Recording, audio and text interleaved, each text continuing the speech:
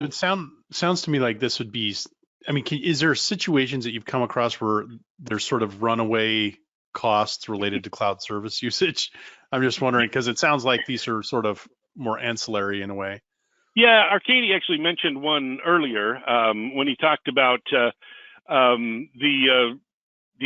metadata management.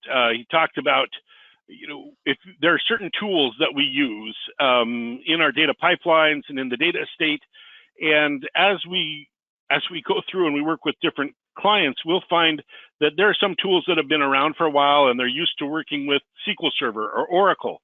And Hmm. Snowflake works a little bit differently, and sometimes those tools may not work, play very well in the same sandbox as Snowflake. And so we've seen that where there are some tools that are doing certain things that in a SQL Server environment it really wouldn't be a big deal, but in Snowflake it makes a big difference. So, for example, there's we've worked with a number of clients where they're using some tools that they're submitting just thousands and thousands and thousands of show requests, which is basically just metadata management. Show me Hmm. all the tables in this, in this schema.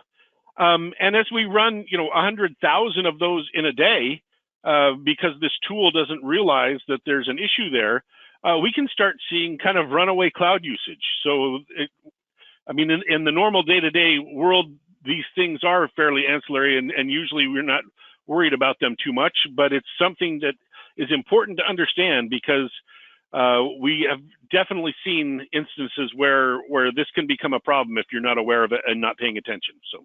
Hmm. Hmm. Exactly. And I think the way that it manifests itself is we get called in to do a health check and it becomes really evident. So one of the things that we're able to do as part of a health check is to look at historically what people have done and look at where the costs are coming from.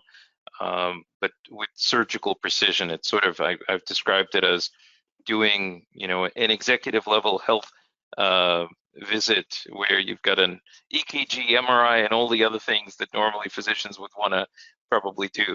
And so doing that within your Snowflake environment gives us visibility, and then we can compare and benchmark month over month and do comparisons to see what has changed, if anything has. Hey, folks, thanks for checking out this cut from our broadcast. To see the full show, click on the link in the video description.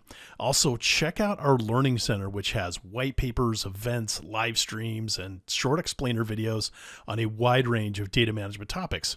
And of course, if you like our content, please share it on LinkedIn. That really means a lot to us. Thanks again for checking us out, and we hope to see you in our next broadcast.